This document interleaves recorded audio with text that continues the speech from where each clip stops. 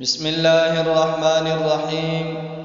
سامعین محترم، اس درود شریف کے پڑھنے والے کا امام الانبیاء، سرتاج الانبیاء، فخر الانبیاء حضرت محمد عربی صلی اللہ علیہ وسلم نے خصوصی اکرام فرمایا، اس کو قریب بٹھایا۔